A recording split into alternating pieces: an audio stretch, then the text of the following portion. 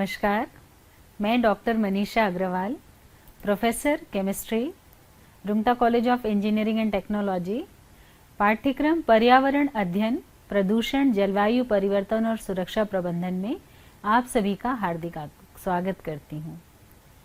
आज का विषय है प्राकृतिक संसाधनों की मूल बातें। आज जिन विषयों को हम कवर करेंगे वो हैं प्राकृतिक संसाधनों की परिभाषा, संसाधनों के प्रकार, शाश्वत और अशाश्वत या नवीनीकरण और गैर नवीनीकरण ऊर्जाएं, ईंधन एवं ऊर्जा संसाधन। आइए इन सभी को एक एक करके हम आगे बढ़ते हैं। इस व्याख्यान को पूरा करने के बाद आप सभी इन प्रश्नों के उत्तर देने में सक्षम होंगे।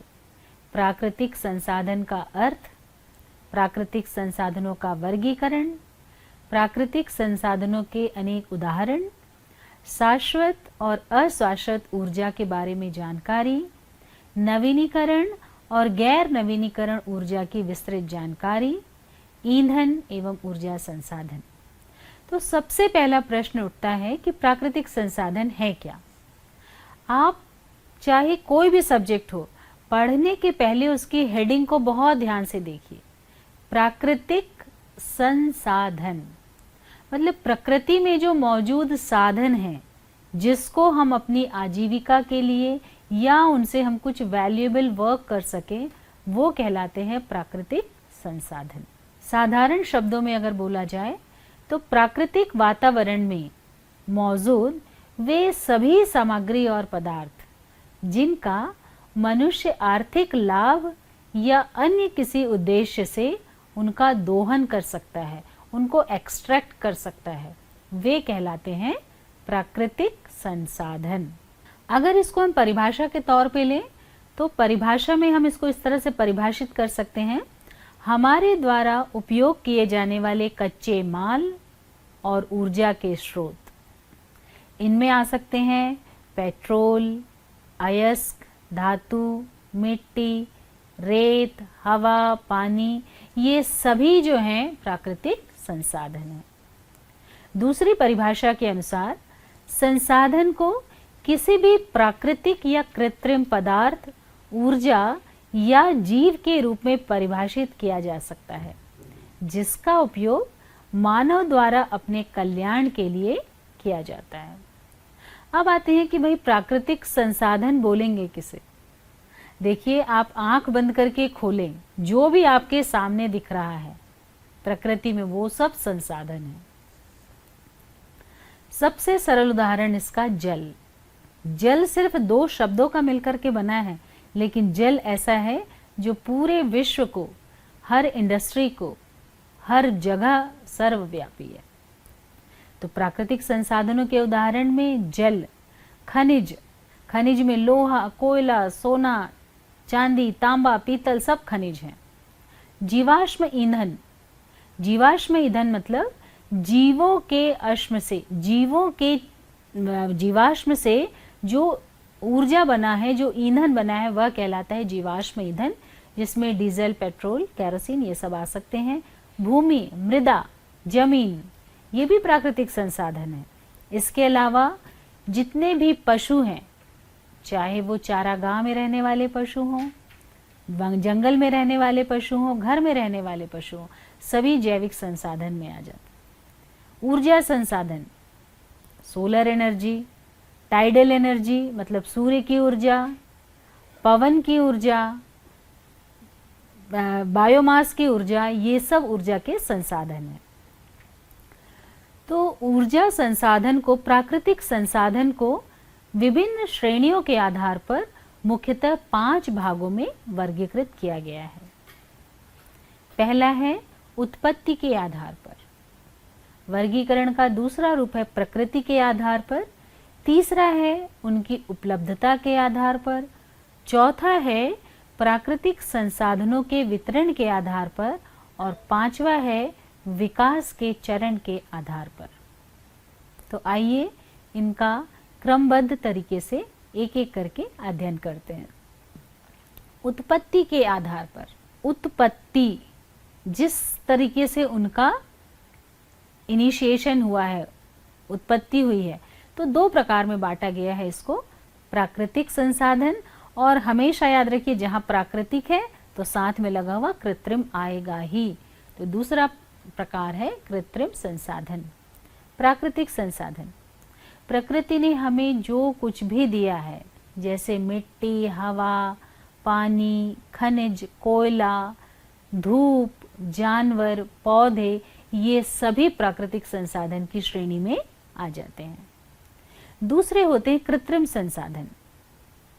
कृत्रिम संसाधन का मतलब होता है जो सभ्यता के विकास के दौरान, ऐसे संसाधन जो सभ्यता के विकास के दौरान मनुष्यों द्वारा विकसित किए गए हों, वो कृत्रिम संसाधन कहलाते हैं। जैसे बायोगैस, तापीय बिजली, प्लास्टिक, ये सभी कृत्रिम संसाधन हैं। यह मैं आपको एक शब्द बताना चाहूंगी कि आपको लगेगा बायोगैस तो प्राकृतिक है, फिर यह कृत्रिम कैसे हुआ? तो बायोगैस में जो प्लांट या जो भी मटेरियल डला हुआ है, बायो मटेरियल, वो प्राकृतिक है, लेकिन उससे गैस निकालना और गैस निकाल करके उसको यूजफुल तरीके से यूज करना, ये मनुष्य ने किया है, इसलिए ये कृत्रिम संसाधन में आएंगे। दूसरा है प्रकृति के आधार पर। संसाधनों की प्रकृति के आधार पर दो भागों में बांटा गया है, नवीकरणीय संसाधन और गैर नवीकरणीय संसाधन। यहाँ पर भी शब्दों में ध्यान देंगे। नवीकरणीय, जिसको कि नवीन किया जा सके, बार बार पुनर्जीवित किया जा सके, या ऐसे प्राकृतिक संसाधन जिन्हें मानव गतिविधि या प्राकृतिक प्रक्रियाओं के द्वारा समय के साथ साथ पुनर्जीवित कर सके। इन संसाधनों के रूप में आते हैं जैसे मछली पालन, सौर ऊर्जा, जल विद्युत, लकड़ी ऊर्जा, ये सब नवीनीकरणीय संसाधन हैं। अब आते हैं गैर नवीकरणीय संसाधन।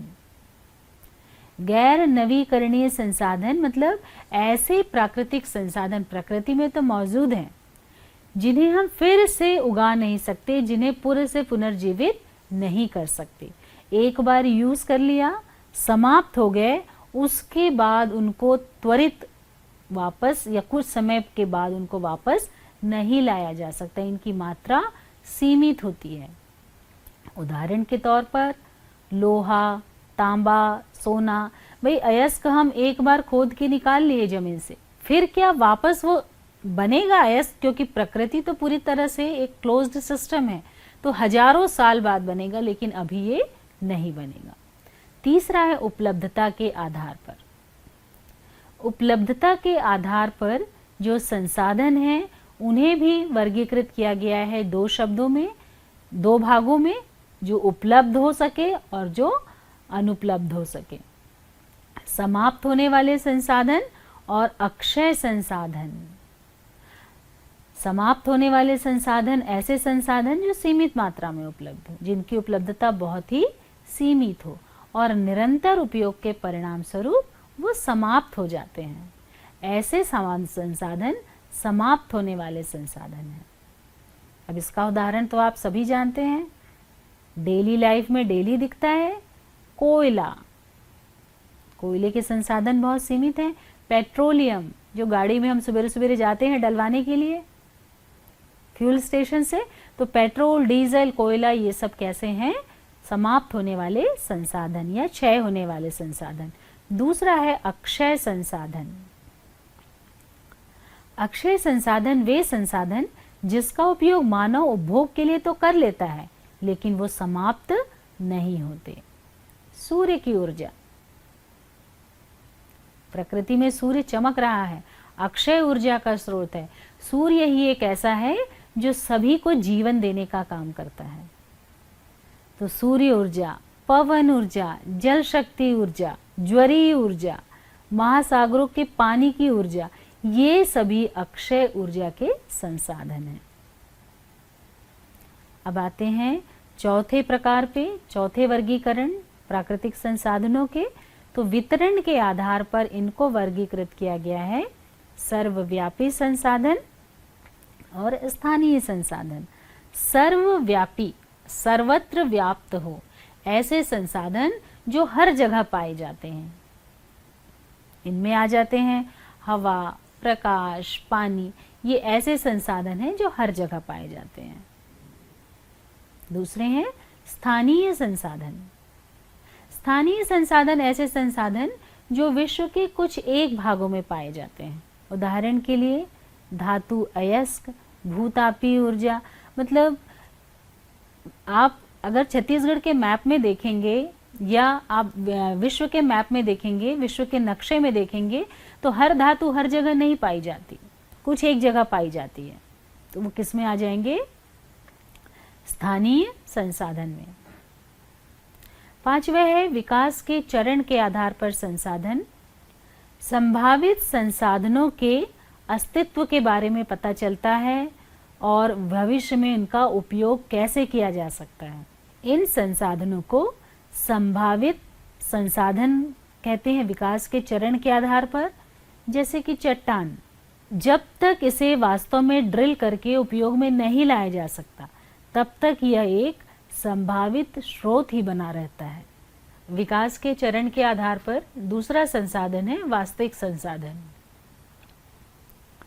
ये वे संसाधन हैं जिनका सर्वेक्षण किया जाता है, उनकी मात्रा और गुणवत्ता निर्धारित की जाती है और वर्तमान समय में भी इनका उपयोग किया जा रहा है। जैसे कि पेट्रोल, डीजल, प्राकृतिक गैस, ये ऐसे संसाधन हैं जो टेस्टेड हैं, मतलब पूरी तरह से इनकी गुणवत्ता माप ली गई है, मात्रा माप ली गई है और उसी के अकॉर्डिंग डिज़ाइन किया गया है। पेट्रोलियम डीजल के भरने के अनुसार से विभिन्न गाड़ियों का निर्माण किया गया है। तो ये ऐसे संसाधन हैं जो वास्तविक हैं, इनका विकास का चरण काफ़ी आगे बढ़ चुका है। लेकिन ऐसे संसाधन जिसको हम सोचते हैं कि आगे कर सकते हैं इस पे काम, लेकिन उनका भविष्य भी निर्धारित नहीं है, वे संभावित संसाधन में आते हैं। इन पांचों वर्गीकरण के बाद आइए अब हम इन पांचों वर्गीकरण को आगे धीरे धीरे एक एक करके डिटेल में पढ़ते हैं, विस्तृत जानकारी लेते हैं। शाश्वत संसाधन, अनश्वर संसाधन। शाश्वत संसाधन को इंग्लिश में परपेचुअल कहा जाता है और अनश्वर को नॉन परपेचुअल। इसी का ही एक और क्लोज है नवीनीकरण और गैर नवीनीकरण, renewable and non renewable energy sources. नवीनीकरण जिसको बार बार नवीन किया जा सके, बहुत बार वापस जिस अवस्था में है उस अवस्था से वापस उसको नई अवस्था में लाया जा सके। अर्थात ये ऐसे संसाधन हैं जो चक्रित होते हैं या जिन्हें मानव अपने जीवन काल के दौरान कई बार प्रतिस्थापित कर सकता है। अब आपको लगेगा ऐसा क्या है नवीनीकरण संस्थान में? जैसे पौधे और जानवर, एक बार फसल आती है, वो फसल से हमको फल मिल जाता है, जो ऊर्जा है वो मिल जाती है, भोजन मिल जाता है, उससे जो बीज बनता है उस बीज को जब हम लगाएंगे तो फिर हमारे जीवन काल के दौरान ही फिर वो खड़ा हो जाता है, फिर वो ऊर्जा देना प्रारंभ कर देता है। तो ऐसे संसाधन कहलाते हैं नवीनीकरण संसाधन। अनवीनीकरण संसाधन, अनवीनीकरण जिसको नवीन नहीं किया जा सके, ऐसे संसाधन जिसे मानव अपने जीवन काल के दौरान प्रतिस्थापित नहीं कर सकता, वो संसाधन अनवीनीकरण संसाधन कहलाते हैं। जैसे पृथ्वी पर निश्चित मात्रा में बनने और विद्यमान रहने में हजारों साल लग जाते हैं। Diesel petrol 10 to the power 5 lakh years लगते हैं डीजल पेट्रोल को बनने में। तो क्या मनुष्य अपने जीवन काल के दौरान उसको वापस ले सकता है? नहीं ले सकता, ये हजारों साल लग जाते हैं। इसलिए इनको समाप्त होने के पहले संरक्षित करना जरूरी है। शाश्वत संसाधन में जैसे भोजन, हमने पहले ही बताया कि ये कृषि संसाधन है, तो समय आने के अनुसार, आवश्यकता अनुसार, विभिन्न चक्र के अनुसार इनके काल को बार बार घटाया जा सकता है, बढ़ाया जा सकता है, उगाया जा सकता है। अगर देख रहे हैं कि हमारी ज़रूरत बहुत ज़्यादा है तो हम इसको ज़्यादा उपयोग कर लेंगे, और देख रहे हैं कि हमारे पास सामान बहुत ज़्यादा है तो उसका उपयोग कम कर सकेंगे। तो जैसे इसका उदाहरण है भोजन और पशु, पशुओं का भी वैसे ही, पशुओं की संख्या में वृद्धि करना, पशुओं की संख्या में कमी करना, ये भी हमारे ही हाथ पे है। दूसरा है मिट्टी। मिट्टी वास्तव में जीवित जीवों और पोषक तत्वों का मिश्रण है। हालांकि शुरुआत में बनाने में से हजारों साल लग जाते हैं, लेकिन फिर भी मिट्टी के फिर से उपजाऊ बनने की दर उस क्षेत्र की जलवायु पर निर्भर करती है, उस क्षेत्र की कृषि पर निर्भर करती है। इस तरह से हम मिट्टी को नवीन कर सकते हैं, उसमें पोषक तत्व ऑर्गेनिक इनऑर्गेनिक मिला के। पवन, पवन पृथ्वी के तापन के कारण उत्पन्न हुआ है। पृथ्वी में असमान ताप होते हैं, असमान ताप होने के कारण से बहुत तेज आंधियां चलती हैं, हवा चलती हैं। ये सिर्फ नवीनीकरण नहीं है बल्कि अक्षय भी है। यहाँ दो चीज ध्यान रखिए, ये अक्षय भी है जो नष्ट नहीं होगा। इनके फायदे क्या हैं? नवीनीकरण संसाधन या पवन संसाधन जो नवीनीकरण की श्रेणी में है, इनसे कोई भी ग्रीन हाउस गैस जनरेट नहीं होती। अगर हम पेट्रोलियम डीजल की बात करें तो पेट्रोलियम डीजल जब डिकम्पोज होते हैं, जब जलते हैं, उनसे जब ऊर्जा मिलती है तो साथ में बहुत सारे बाय प्रोडक्ट बनते हैं, और वो by product green house gas बनाते हैं। ग्रीन हाउस गैस का मेन सोर्स है मीथेन, कार्बन डाइऑक्साइड, ये सब बनाते हैं। और पवन में हमको मनी इन्वेस्ट करने की जरूरत नहीं पड़ती है पवन को उपजाने के लिए, क्योंकि ये नेचुरल है। नुकसान क्या है इससे? कि तेज हवाओं वाले क्षेत्र, ऐसे क्षेत्र जहां पर की बहुत तेज हवा होती है, ऐसे कम ही क्षेत्र हैं। शुरुआत में बहुत ज़्यादा लागत लगती है पवन चक्की बनाने में, बहुत ज़्यादा भूमि की ज़रूरत पड़ती है, और चमगादड़ और प्रवासी पक्षियों को ये बहुत नुकसान पहुंचाता है पवन ऊर्जा। तो ये कुछ उसके नुकसान हैं। अब ऊर्जा के नेक्स्ट स्रोत में आते हैं सोलर एनर्जी, सूर्य, सूर्य की ऊर्जा। सूर्य जो है वो प्रकाश पर पृथ्वी को सहारा देता है। जैसा कि हम जानते हैं इसे अक्षय भी माना जाता है, और हम ये भी जानते हैं कि ये कई अरब सालों से चला आ रहा है और आगे आने वाले 5 अरब वर्षों तक सूर्य सदा चमकता रहेगा। इसीलिए हम सूर्य को सूर्य देवता या भगवान मानकर भी पूजा करते हैं, क्योंकि ये हमको जीवन देता है। आप कल्पना कीजिए, अगर 4 दिन तक भी सूरज नहीं निकला, घर में सब कुछ व्यवस्थित है, जैसा है वैसे ही आपकी दिनचर्या वैसी है, लेकिन 4 दिनों तक लगातार रात रहे, आप उस समय की कल्पना करिए। तो सूर्य जीवन दायिनी है। सूर्य के फायदे क्या हैं? सूर्य में सोलर एनर्जी या रिन्यूएबल एनर्जी लगाने में फ़ायदे क्या हैं? सोलर पैनल लगाने में फ़ायदे क्या हैं? कि इससे कोई green house effect, green house gas नहीं निकलती। कहीं आपने देखा है कि सोलर प्लेट्स लगे हुए और बहुत तेज़ी से आवाज़ आ रही हो या कोई गैस रिलीज़ हो रही हो? कुछ नहीं होता। ना ही इससे साउंड निकलती है, ना ही इससे कोई गैस निकलती है हार्मफुल। अगर इमारतों पर लगाए जाएं, इमारतों के ऊपर लगा लेते हैं, जो हमारा वेस्ट जगह है उन जगहों पर इसको इंस्टॉल कर लिया जाता है, तो पर्यावरण पर ये बिल्कुल भी निगेटिव इफेक्ट नहीं डालते, और ये एक तरह से रिन्यूएबल रिसोर्स है। अब इसका नुकसान क्या है? कि निवेश बहुत महंगा है सोलर एनर्जी का, और जहाँ पर रोशनी कम है वहाँ पर ये इफेक्टिव नहीं होते हैं। अगला संसाधन है जल। जल चक्र द्वारा निरंतर नवीनीकृत पानी की पुनः पूर्ति की जाती है। हालांकि आजकल ताजे पानी के संसाधन बहुत ही सीमित हैं। जैसे हमने बोला कि 1% अराउंड ही फ्रेश वाटर रिसोर्सेज है, बाकी सब कुछ तो सी लॉक्ड है, महासागरों में लॉक है, और इसके साथ साथ ग्लेशियर और आइस कैंप में लॉक है। हमने प्रीवियस लेक्चर्स में पढ़ा ना इस चीज़ों को। तो भविष्य में पानी एक बहुत बड़ा रिसोर्स है। पानी एक यूनिवर्सल सॉल्वेंट है। कुछ भी चीज नहीं घुलता है, सीधे पानी में डाल दो।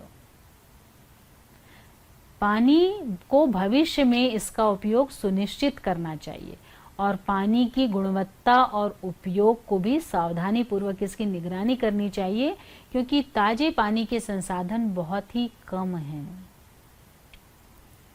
अगर इसका सही तरीके से उपयोग नहीं किया गया जल का, तो आगे बहुत बड़ी आपदा आ सकती है।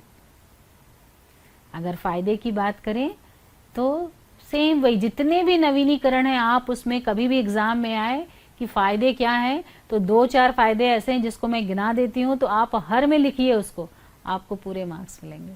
जैसे जितने भी प्राकृतिक संसाधन हैं वो ग्रीन हाउस गैस नहीं देती। Solar energy, tidal energy, biomass बस है जिसके जलाने से ग्रीन हाउस इफेक्ट आता है, अदरवाइज किसी में भी नहीं आता। बहुत सारी बिजली पैदा करती है साथ ही रिन्यूएबल एनर्जी सोर्सेज। आपको एक खास बात ये भी बता दूं कि अभी जो बारिश के समय आसमान में बिजली चमकती है, उस बिजली को भी स्टोर करने के पीछे साइंटिस्ट लगे हुए हैं, रिसर्चर्स लगे हुए हैं, लैब में उसकी विधि तैयार हो रही है। उनसे इतनी ज़्यादा इलेक्ट्रिसिटी जनरेट होगी, अगर उसको किया जा सके तो आगे चल करके भविष्य में हमें विद्युत ऊर्जा की कमी महसूस नहीं होगी। जल ऊर्जा, जल संसाधन हम लेते हैं, लेकिन इसके उपयोग करने से पर्यावरण को नुकसान भी होता है, क्योंकि जहाँ बांध बनाया जा सकता है वहाँ बना दिया जाता है, लेकिन उस जगह के प्राकृतिक संसाधन, प्रवाह विशेषताएं और गाद, ये सब उस जगह को बदल सकते हैं। इस नुकसान का मैं सबसे अच्छा उदाहरण देना चाहूँगी आपको। आपको याद है केदारनाथ में 2013 में प्राकृतिक आपदा आई थी, बहुत ज़्यादा पानी गिर गया था। एक्चुअली क्या था, जो चारों बारी झील है, केदारनाथ जो है वो पूरी तरह से हिमालय की तराई पे है। हिमालय से निकलने वाली बहुत सारी नदियाँ आती हैं, बहुत झील, नदियाँ, पूरा प्राकृतिक वातावरण है।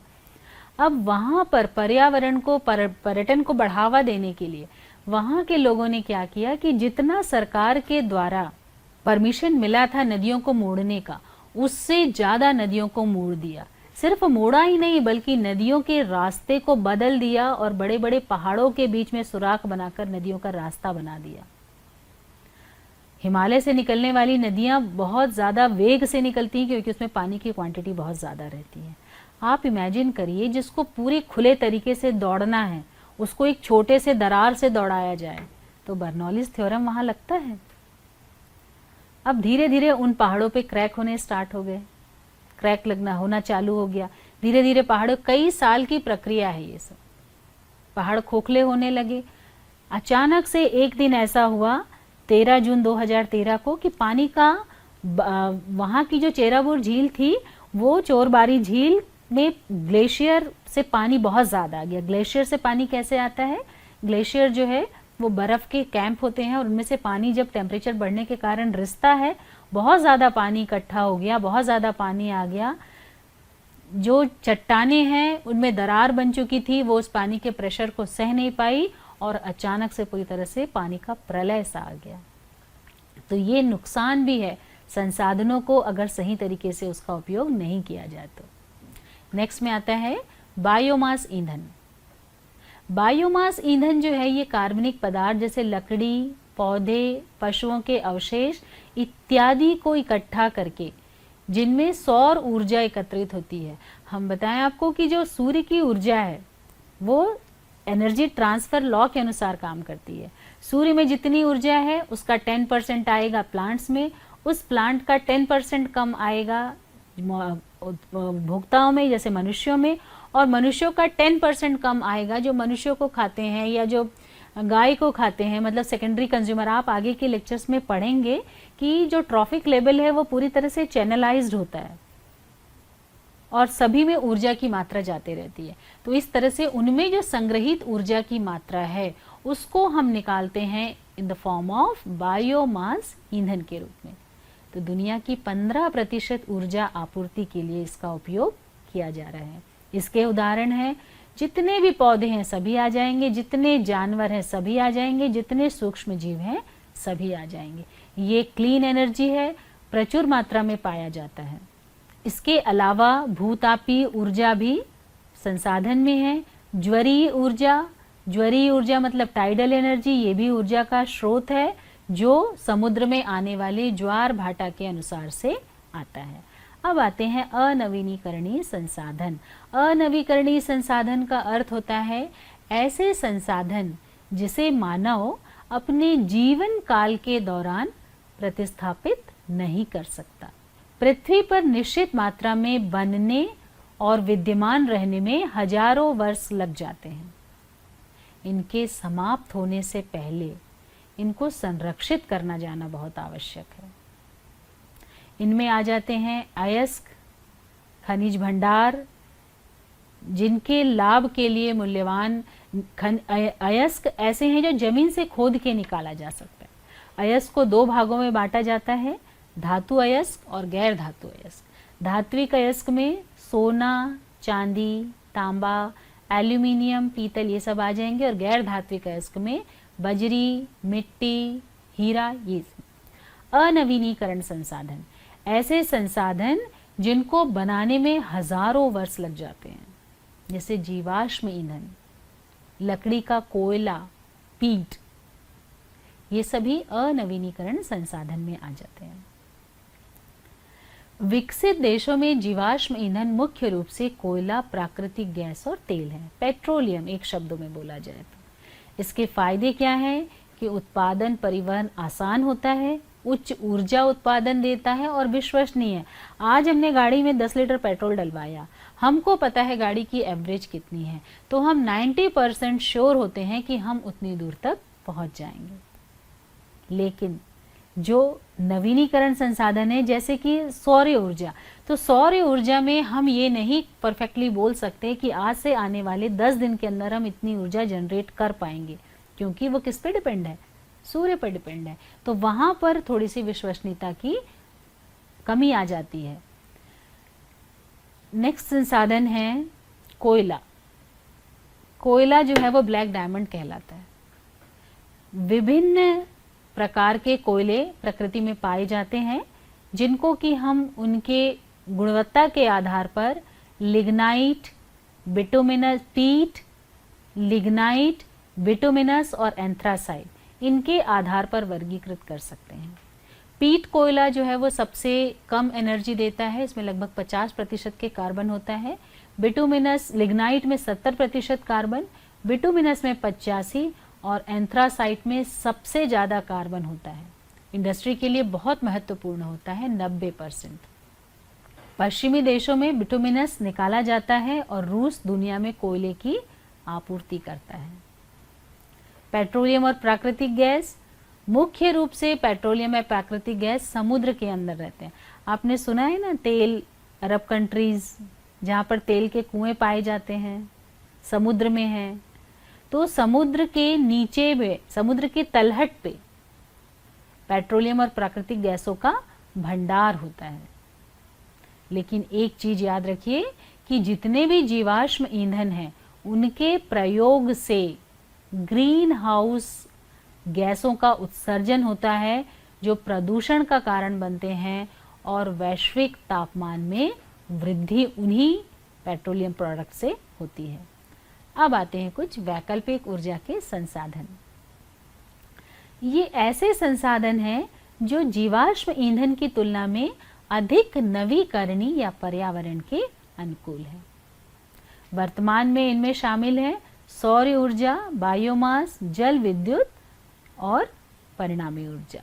परमाणु ऊर्जा संसाधन ऐसे ऊर्जा संसाधन हैं जो परमाणु रिएक्टर, न्यूक्लियस, इनसे मिलकर के बने होते हैं। भूतापी में हम समुद्र के परिस्थिति में आने वाले, समुद्र की पानी में आने वाले ज्वार भाटा, उनकी हाइट से उन ऊर्जा को हार्नेस किया जाता है या ऊर्जा को वहाँ से उत्पादित किया जाता है। तो आज हमने जो अध्ययन किया प्राकृतिक संसाधनों के बारे में, वो है प्राकृतिक संसाधनों की परिभाषा जानी, विभिन्न वैज्ञानिकों के द्वारा और साधारण भाषा में। संसाधनों के प्रकार को समझा। जैसे आप जानते हैं 5 प्रकार के संसाधन हैं, जो उनके प्रकृति, वर्गीकरण, उनकी उपलब्धता, उनकी उत्पत्ति, इन सब के आधार पर इनको वर्गीकृत किया गया है। इनमें जो संसाधन हैं उनमें शाश्वत संसाधन और अशाश्वत संसाधन, इनके बारे में हमने जानकारी ली। ऐसे संसाधन जिनको कि हम फिर से उत्पन्न कर सकते हैं उनको नवीकरण संसाधन बोला, और दूसरे संसाधन जिनको कि हम नवीकरण नहीं कर सकते उनको गैर नवीकरण संसाधन बोला। इसका सबसे अच्छा उदाहरण वर्तमान में ई बाइक और ई रिसोर्स है। आने वाले समय में जैसे साइंस एंड टेक्नोलॉजी डेवलप करेगी तो जो फॉसिल फ्यूल मतलब डीजल पेट्रोल से चलने वाली गाड़ियां थी वो पूरी तरह से पॉल्यूशन फ्री होकर के ई में आ जाएंगी। क्लीन एनर्जी का चलन है अभी, इसी तरह से रिसाइकलिंग, रीयूज का भी चलन है। तो जैसे जैसे विषय आगे बढ़ते जाएगा इन सब इंटरेस्टिंग तथ्यों की जानकारी आपको मिलती जाएगी। तो नेक्स्ट लेक्चर में मिलते हैं हम नेक्स्ट टॉपिक में, प्राकृतिक संपदा का प्रबंधीकरण। Thank you.